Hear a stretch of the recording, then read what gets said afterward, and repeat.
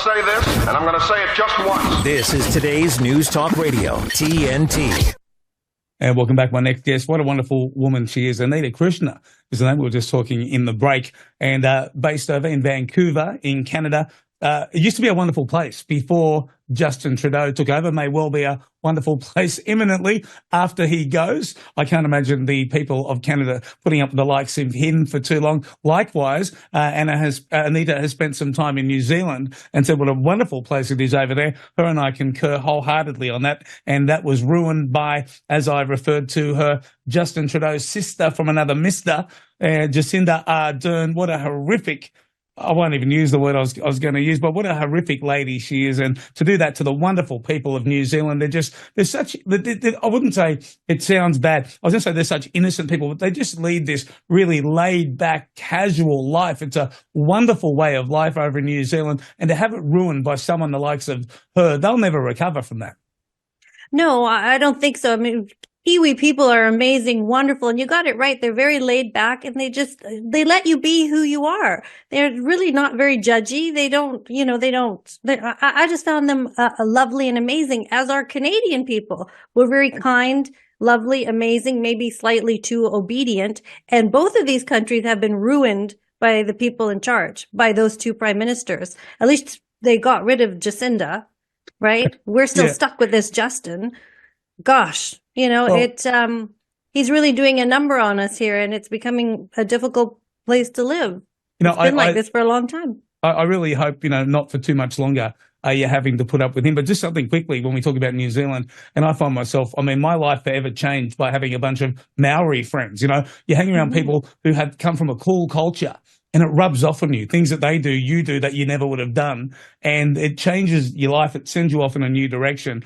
And because they're such terrific people, and I just want to touch on this quickly, and because you would have it, the whole Indigenous thing applied to you over in Canada as well. And in Australia Day becomes very nasty. On the 26th of January, you get all the people, who dislike the fact that Australia was colonised, and they have a chip on their shoulder that weighs a ton. But the people of New Zealand, the Maoris in New Zealand, they're not like that at all. They're over that. They're inclusive. They are the nicest, best people you can have as friends, and just so differently evolved to other, more, Indigenous people from other countries. Just something I had to say, because you and I have spent a lot of time there, and you would concur, I would guess. I would agree with that completely. I was amazed when I moved there. I moved there briefly when I was in 2003, and everybody was it was one big happy family. It wasn't separated. It wasn't like this oppressed group. People just got on with it.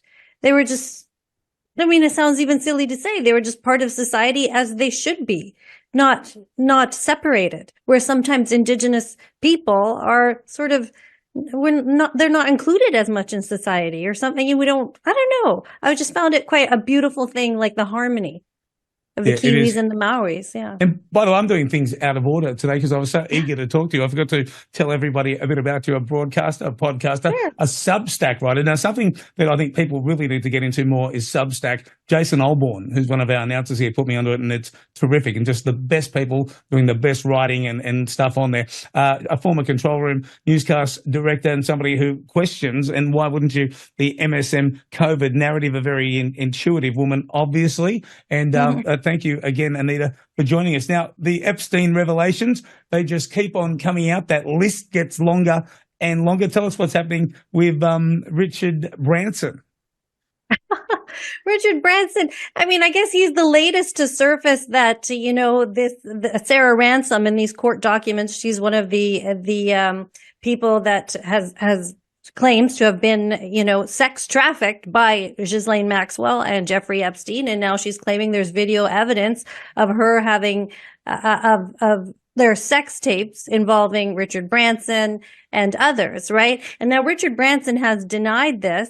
He actually hasn't denied this. One of his spokespeople have denied this. But he's just the latest in a very long list of people. At least he got a spokesperson to say something.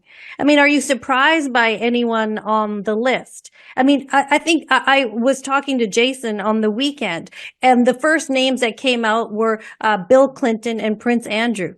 Well, was anybody shocked by that? No. Is that really a revelation? That's the big news. And then the thing that was covered all over the network news was that, oh, Bill Clinton likes him young. And we're supposed to think that that's juicy? That's not juicy. There's nothing new about that. We knew that a long time ago. Give us something we don't know. Wouldn't that be nice? It reminds me of that, was it Corey Feldman? Remember Corey Feldman was going to have this big thing. There was this massive countdown. I'm going to release all these names of these pedophiles in Hollywood. And then it all went to hell at the last minute. Then he comes on a day later and none of the names that were released, in fact, there's only one that I even remember, would have surprised anybody. The whole thing was rather lackluster, and certainly all these allegations and these people being there, I don't think anything's going to come out of it. People are hoping that there are going to be jail sentences and all sorts of things. I can't see that happening, although I would love for that to be the case. Yeah, I agree. I mean, the two Coreys were so famous growing up in the 80s, and Corey Feldman, Corey Haim, they did all those movies. And it's long been alleged that they had sort of been passed around in Hollywood circles, and God knows what kinds of awful things happened to them. They both became alcoholics and drug users, and it's very sad. And Corey Haim lost his life. I think he committed suicide. Corey Feldman is still around. But as you say, name the names, tell the stories. What happened? We need to know what happened. Just as what's going on this Epstein Island thing. Okay. We know that Jeffrey Epstein was a financial criminal long before he was a sexual criminal, but the media never talks about that. They never seem to talk about him before the year 2000 and all the dealings he had with the Clintons and stuff like that. So, okay, and then, fast forward a bit, here he is, he's got the Lolita Express. Are you really going to go on the Lolita Express if you get invited? If somebody invited you, Dean, hey, let's go to this island, wouldn't you be a little bit skeptical? I think I'll pass. Especially if you're a politician, you got to keep your name clean. You got to keep your nose clean. And they are doing these things on the island, obviously with young teenage girls. But I don't think we're getting the whole story. I mean, that's the PG rated story. There's other things going on that island they don't want us to know. The whole thing reeks of a honeypot trap. Let's get them all in here. Let's get them in compromising situations. Let's hide some cameras, or maybe not even have to hide them.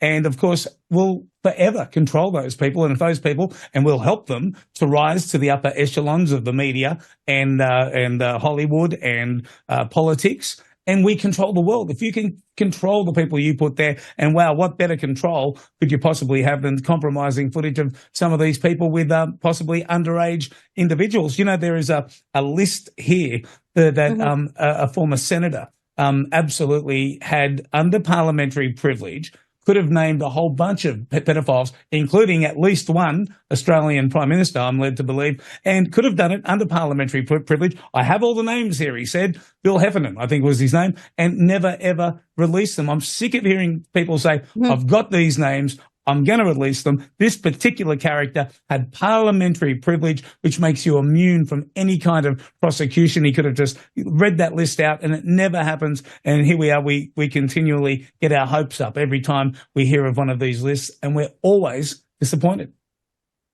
Except for were you disappointed this time? We did get some names. There was that big long list circulating with Jay-Z, Beyonce, Marina Abramovich. Do you know who she is? No, I know the others. Who's she?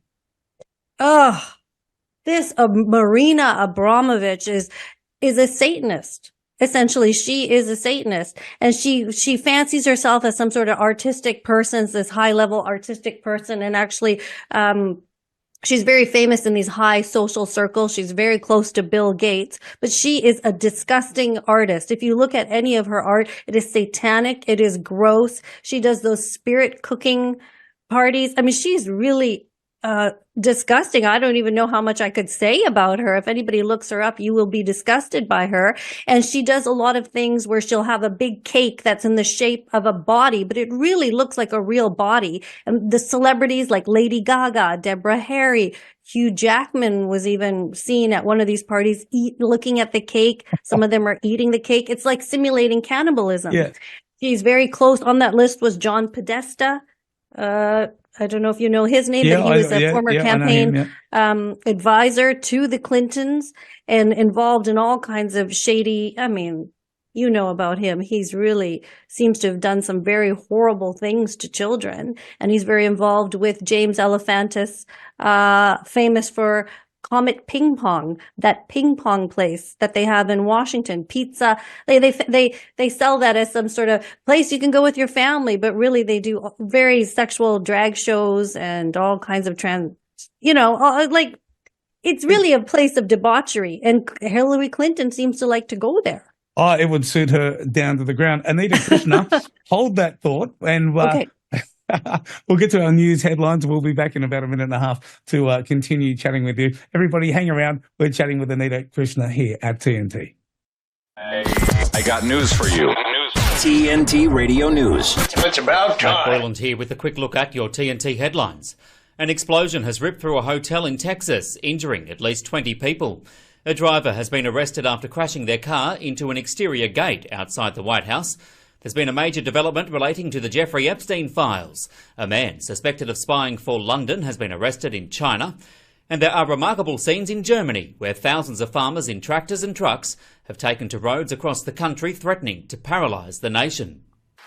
The common housefly, caught in the clutches of the spider's web. Every move it makes just makes matters worse. Then, dinner time. Feast on the captivating stories, videos, and helpful information on our website. Whoa. Dinner's ready. Oh, man. Escape is futile. Just one more video. Get stuck in our web. TNT Radio.live.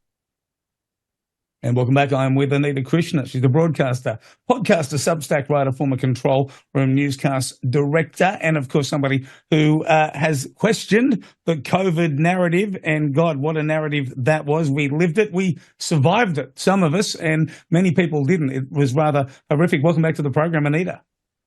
Thank you so much. Yes, indeed. I actually worked for the Global News Network for 20 years here in Canada as a control room director. And when I started questioning the COVID narrative, I've told my story many times, but you can find it on my Rumble channel, which is AK Straight Speaks if you want to look me up. But I got in a lot of trouble for questioning all the lies and the fraudulent information we were given to the public. Eventually, I was fired for doing that. But then I've gone on and now I interview people that would never get on mainstream news, as you do. And I write a little bit, but I'm a podcaster now. So now I've sort of headed off into this new career after the mainstream news didn't want me anymore. So the mainstream news doesn't want anybody that looks for the truth or asks questions. Don't ask any questions. Well, Don't Anita, participate I'm in wrong glad- think. I'm Yeah. glad you brought that up. I mean, I had that here. I've got that here in my bio, but I didn't, know if you wanted me to do it. But I mean, I've been sacked from commercial radio here in Australia for exactly the same things. And I wear it as a badge of honor. I'd love when I was running in politics recently at a federal level here in Australia. I mean, the first thing I would open up my speeches with was I got sacked from working in the media because I tell the truth. And you get a standing ovation when you're sacked from the mainstream media. It's wonderful. It's a very... Yes, it has. Yeah, it is. I do wear it as a badge of honor. We have given up a lot.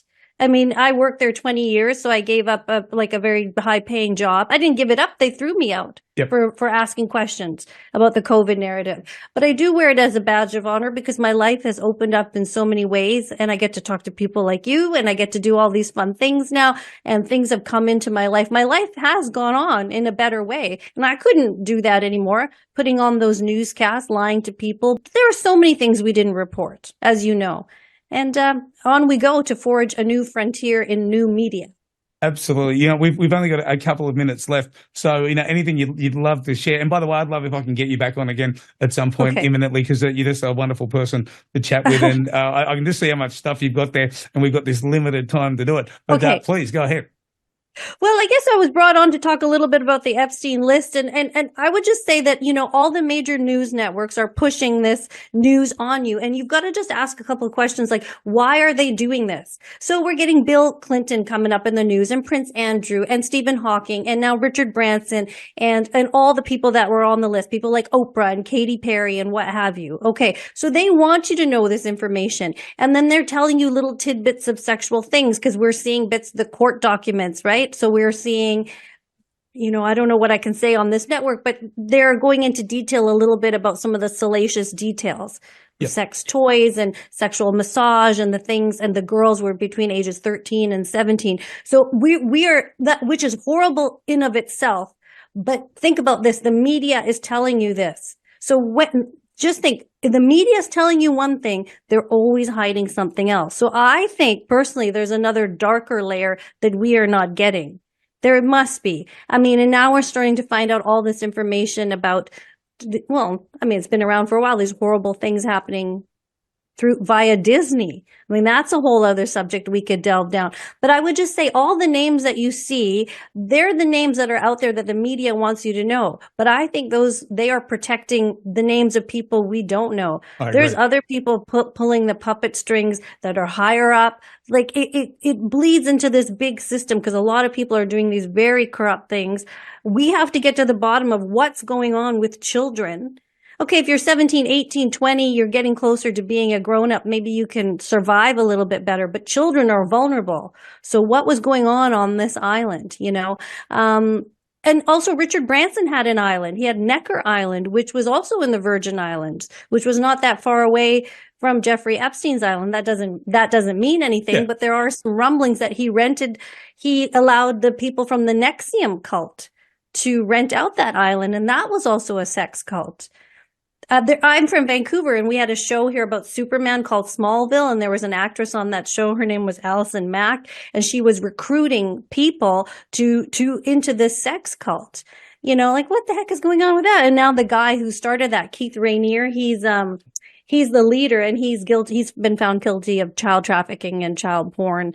But all of these links, it goes like a web, right? And so I would just say to people, if the media wants you to know something, they're going to blast that information hard and fast, but there are deeper things that they're not going to tell you. And that's our job. I absolutely couldn't agree more. I remember that Alison Mack story coming out, and you can't pick these people. Such an innocent-looking young blonde woman, and a terrific show. I used to watch the show. I knew her, very well, from watching the show. But apparently, I didn't know her very well after those revelations. Anita Krishna, we're out of time, and I'm sad because I've really enjoyed this. Well, we barely got started. We'll have to do this again. Oh, we'll definitely have to do this again. Anita Krishna, I thank you very much for coming on here today, and we'll talk again real soon. I think we've scraped the tip of the iceberg. Yes. We'll dig deeper. We'll go down that rabbit hole together, and we'll let everyone know here at TNT. Thank you, Anita, and everybody. Thank you. Coming up after the break, we're going to be talking to Alex, a.k.a. Thinking Slow, here at TNT.